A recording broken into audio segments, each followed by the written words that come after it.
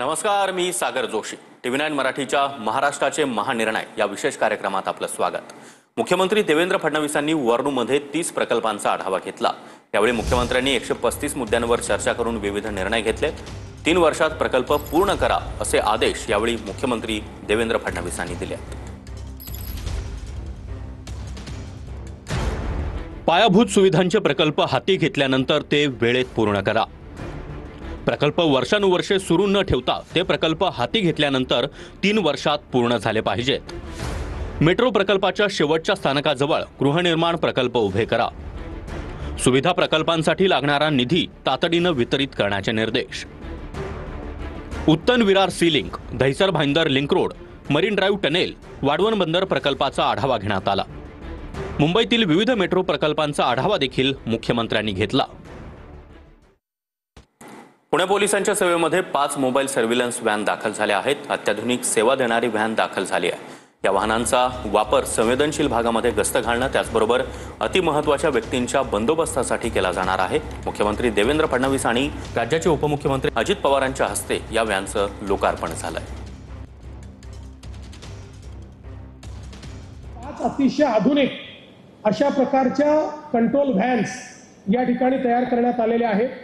या व्हॅन्स मध्ये एखाद्या ठिकाणी त्या पोस्ट केल्यानंतर त्या ठिकाणचं संपूर्ण 360 डिग्री कॅमेऱ्याने मॉनिटरिंग करता येतं। त्याच्यावर ड्रोनची व्यवस्था आहे, ड्रोननी मॉनिटरिंग करता येतं, अनाउन्समेंटची व्यवस्था आहे आणि सगळी कनेक्टिव्हिटी ही आपल्या कमांड अँड कंट्रोल सिस्टीमशी किंवा पोलीस स्टेशनशी ठेवता येते।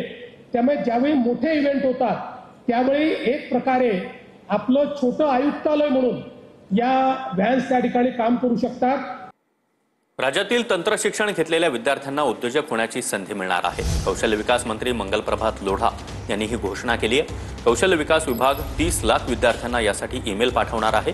5 लाख विद्यार्थ्यांना उद्योजक होण्यासाठी 5 ते 10 लाख रुपयांचं कर्ज देखील मिळणार आहे। मुख्यमंत्री उद्योजकता आणि नाविन्यता महाफंड अंतर्गत ही संधी उपलब्ध होणार आहे। अपयशी होणाऱ्या स्टार्टअपना उभारी देण्यासाठी हा नवा उपक्रम राबवण्यात येतोय। यामध्ये निवडक 25,000 विद्यार्थ्यांना 25 लाखांपर्यंत कर्ज उपलब्ध होणार आहे। यामध्ये व्याजातही 50% सबसिडी देण्याचा निर्णय सरकारने घेतला।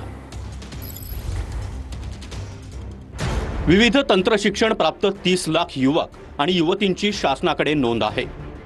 या सर्वांना ईमेल करून त्यांची AI द्वारे परीक्षा घेण्यात येईल। 5 लाख युवक युवतींना विविध परीक्षांनंतर निवडण्यात येईल। पुन्हा मूल्यांकन चाचणी, स्पर्धा आणि हॅकाथॉनच्या माध्यमातून चाळण लावल्यानंतर 1 लाख विद्यार्थ्यांची निवड केली जाईल।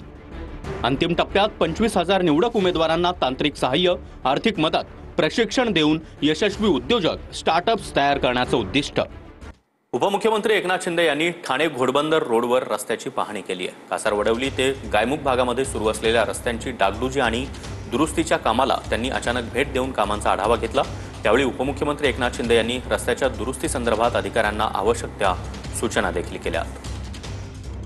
रस्ता वारंवार याच्यावर दुरुस्ती झालेली आहे, परंतु या ठिकाणी हा जो एवढा पॅच जो आहे, हा पॅच इथे पाऊस देखील आणि जे पाणी आहे ते देखील या बाजूचं पाणी देखील इकडे येते आणि त्यामुळे हा रस्ता टिकत नाही। पण आता ज्या पद्धतीने आपण ग्राउटिंग केल्यानंतर खालचा बेसच मजबूत होईल आणि त्यानंतर तो DBM होईल, म्हणजे त्याच्यावर डांबर मारलं जाईल आणि लास्टला त्याच्यावर मास्टिकने केलं तर मग मास्टिक म्हणजे अगदी कॉन्क्रीट सारखंच ते मास्टिक आहे आणि त्यामुळे हा रस्ता वाहतुकीसाठी टिकेल।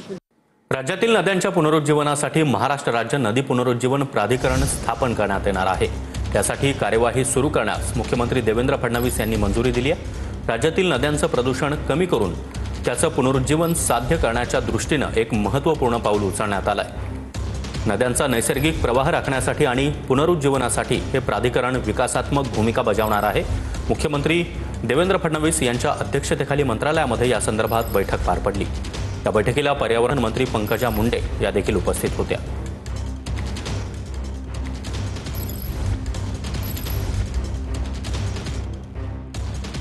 आणि महाराष्ट्राचे महानिर्णय या विशेष कार्यक्रमात वेळ झाली इथेच थांबण्याची। नमस्कार।